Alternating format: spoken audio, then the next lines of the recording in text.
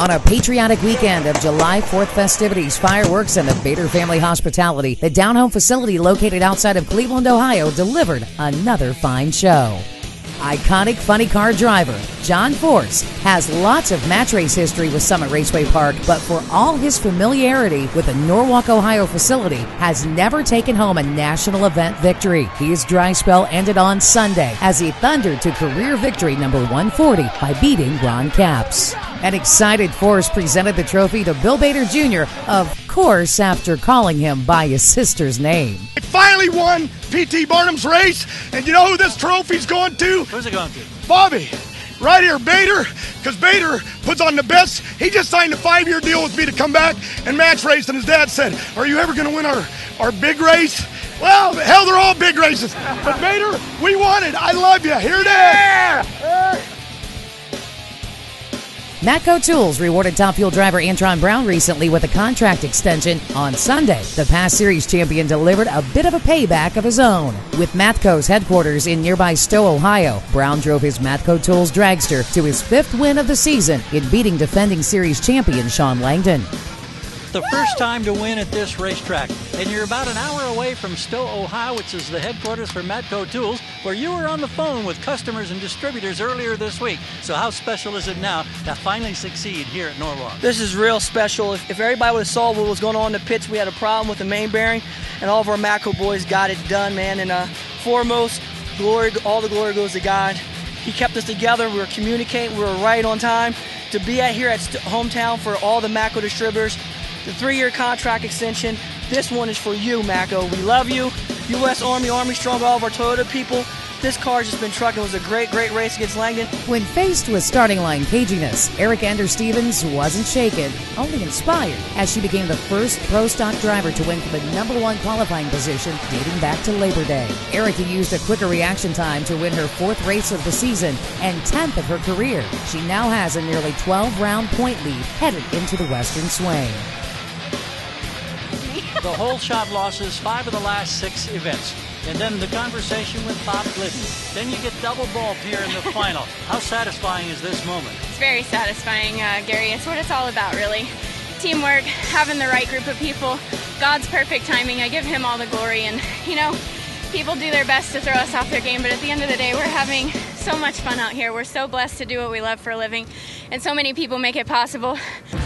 Andrew Hines extended his pro stock motorcycle point lead over teammate Eddie Krawick by riding a new Harley-Davidson V-Rod to victory over Hector Arana. The win was the 4th at Norwalk for Hines, who now has 35 career victories. We were pretty positive when we left the shop. You know, our guys, Mike Mullaney, my right-hand man now, Scott Skierman, my old right-hand man, they were busting their butt trying to help me get this bike wired. My brother did a phenomenal job laying out the diagrams for us, helping us out. Worked until 10:30 Monday, Tuesday, and Wednesday this week to try and get me a V-Rod that can run this weekend. And you know, the thing that makes this more special is my son Ryan's here with me this weekend. It's been a long time since he's been in a winter circle with me. He was at a couple races here during the summer last year, but we were floundering around. But this year, I'm going to let him take this Wally home with him because it's pretty darn special. Past NHRA Pro Modified champion Troy Coughlin scored a home win as he drove his turbocharged Corvette to victory by beating Vaughn Smith in the final round.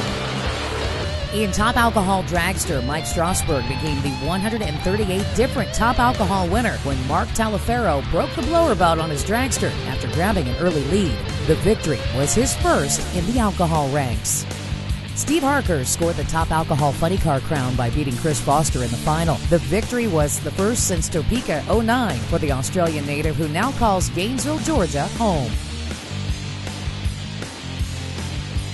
On a weekend where all seemed to go wrong, in the final round, David Rampy could only do right with his 2nd perfect light in a row to win his 85th career event in Comp Eliminator by beating Robert Bailey.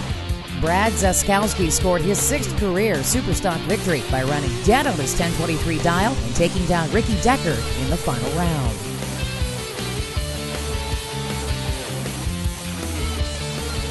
Sal Biondo's BB Stock Automatic Cobra Jet Mustang scored an easy stock victory when Craig Marshall turned it 006 red. The victory was Biondo's 2nd in Stock Eliminator competition. In a battle of veteran index racers, Scotty Richardson scored the easy victory in Super Comp when Rusty Cook uncharacteristically left 11 thousandths of a second too soon. Bill Smythe II put together a 17 package that included a dead-on-one index pass to deny Lauren Freer the win light in the final round of Super Gas. Top Sportsman racer John Coughlin scored his 13th career title and 4th career victory in the class by tracking down John Hochstedler. Tyson Fabish took advantage of Troy Stone's starting line tardiness in the final round of Top Dragster to capture the crown at Norwalk. Rounding out a special gasser exhibition, Bob Cook's classic Corvette defeated the 55 Chevy of Bob Crooks to win the AA Gasser crown.